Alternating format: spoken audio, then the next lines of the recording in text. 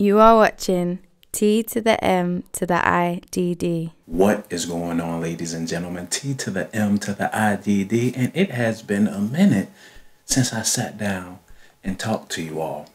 This one I felt like I had to do because, dang, I really can't believe that it's been 4 years and just a little bit longer that I've been on YouTube. Now, this video, of course, is about none other than the Godox AD300 Pro, and I had to tell you after 4 years what I truly think about this light.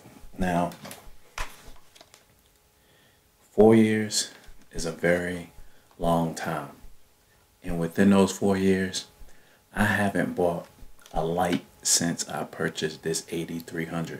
Now, if that isn't enough to tell you how great this light is, let me just elaborate on a few more things. If you watch my content, you know that I am a travel content creator, and most of the time you'll never know where I'm actually at or where I'm from because all my photo shoots take place in somewhere different. And that's one of the things that I love about this channel.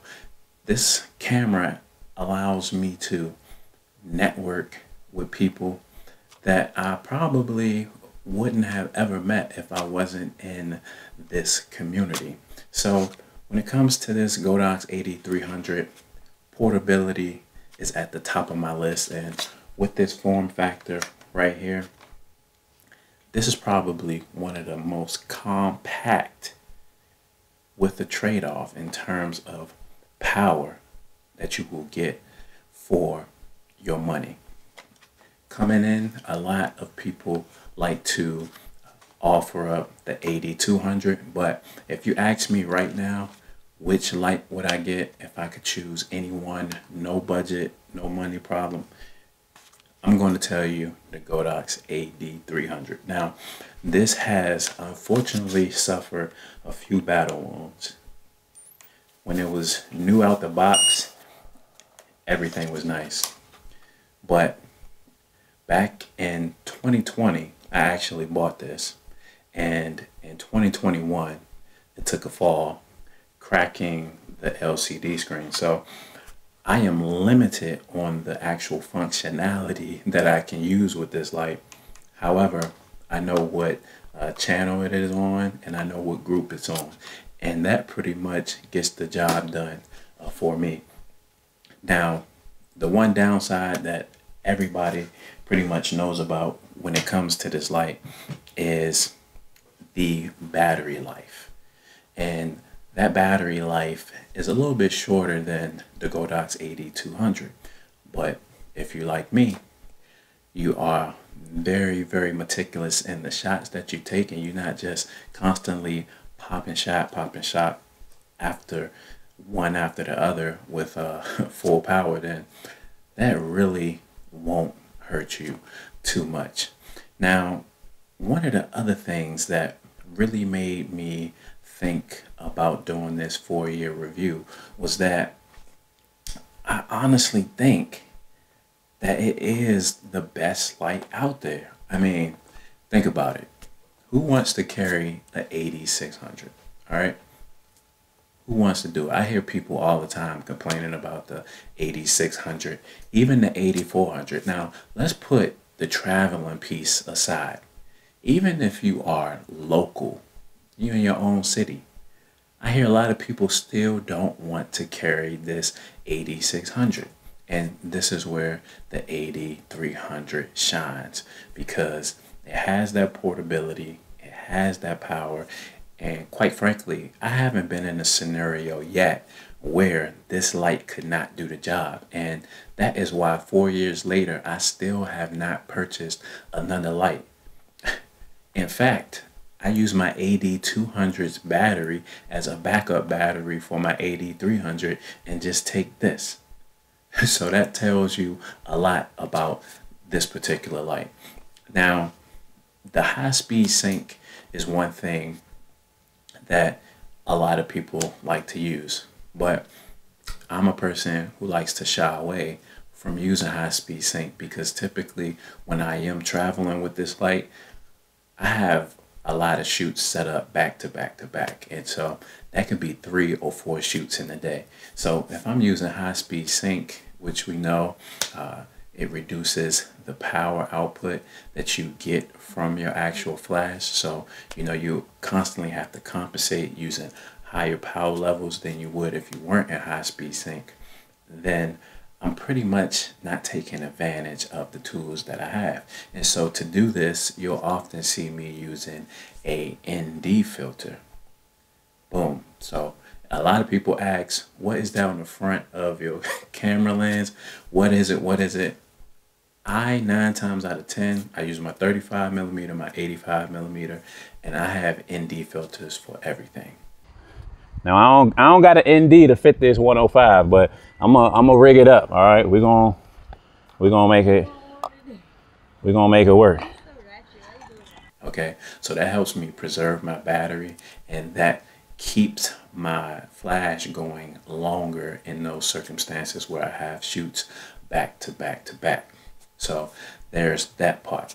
Now, it's one piece of technology that I think would even add to my case of saying that the AD300 is probably the best light that has ever been made. And that piece of technology I recently used when I used the Sony A9 III, and we're talking about global shutter. Now, the global shutter has a ton of features that are beneficial for the video side, right? But for me as an off-camera flash, I'm really going to hone in on that global shutter and what it gives me in terms of off-camera flash capabilities. And so for me to be able to shoot at any speed and be at sync, now there are some drawbacks with flash durations and things of that nature, but I think that brings a lot of opportunity to the off-camera flash technology field, where these folks like Godox or your Flashpoint, your Profoto, things like that, can move the needle just a little bit more, so that that technology, you know, is actually starting to innovate in that particular lane. But for me, if I have that capability of global shutter paired with my AD300, it is a win-win situation. I can 1000% guarantee you that I would not need any other light. Even right now, it's more of, it would even be more of a safety net in this case. Because like I said, this AD300, I have not bought another light in 4 years. So if that is the case, that tells you I have no reason to buy another light. And that's without global shutter, okay? Now, like I said, I do use ND filters, but I will add this. Even when I don't use ND filters, at full power, I am still able to get the shots that I want. Case in point, I was in Las Vegas, Nevada, and the sun was high in the sky. It was easily 12 to 1 p.m. It was no avoiding the sun. What did I have? My handy dandy AD300 Pro, and I did not have an ND filter this particular time because I was using the 85 1.2, which the thread did not fit that lens. So I had to shoot high speed sync 1/8000 open at f1.2, and I had a 34-inch beauty dish with 2 layers of diffusion with my AD300, and I still got the shot. Although it may have been just slightly underexposed, but that is how I typically shoot. I will rather get my shot slightly underexposed than overexposed because of highlights, specular highlights, things of that nature. So when I underexpose just a little bit, I know I have enough dynamic range to play and push that exposure to get it right in the ballpark of what I want. So 4 years later, AD300 Pro, I'm going to say that 1,000 times over. The only true con that I have is with the battery, and if you are meticulous, like I said, that won't even be a problem. One of the added benefits is the Godox mount on the front, which it even comes with a reflector. I hardly use the reflector though, but this actually offers additional modifiers that you can use right here. Within the 4 years, like I said, I've dropped this probably about 5 times. I have even broke this piece and replaced it, and it's still going strong, still going strong. So if you ever look on my channel and you're like AD300 and AD300, you know why. You know why I am constantly using the AD300. If you are in the market, if you have the budget, I have to tell you, AD300 is going to be the way that I will go, because the AD200 is just shy of the power output that I needed when I use it in the field. And so the AD300 puts you right there to be able to get the shots that you need in any situation. I'm going to say any situation. Now, what I'm waiting for, when will T-Med buy another light? T-Med will buy another light when the AD300 Mark II comes out. I don't think I'm going to fix this light either. I think this is just what it's going to be. I haven't fixed it in 3 years, so I don't think it's going to get fixed. But there you have it. That is the answer to the question that I get all the time. If I had to pick any light, which light would it be? It's the AD300.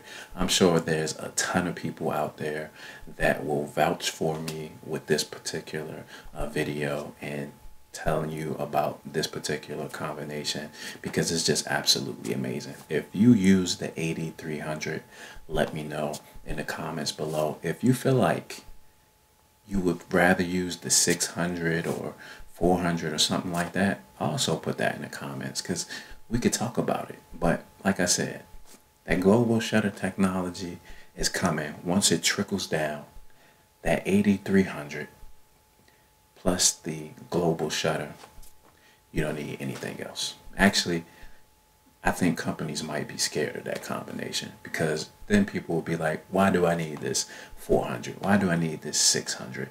I think it's going to cause a problem. And just to leave it on a little bit more of a side note, I will even go as far as to say that my shoot with the A9 III, with the global shutter and the Godox AD200, well, I did it with the AD300, but if I had the AD200 during that shoot, it would have still gotten the shot for me because of the flexibility that the global shutter allows me. So, Godox AD300, T-Med, 4 years later, I would never buy another light unless it's another AD300 Mark II. Tell me your thoughts in the comments below. Until the next video, peace. Appreciate y'all rocking with me. 4 years, let's go. 4 more, and then 4 more after that, and then I don't know what we're gonna do, because I can't live this life forever, you know. I had a wife, some kids, somebody gotta take it over. Peace.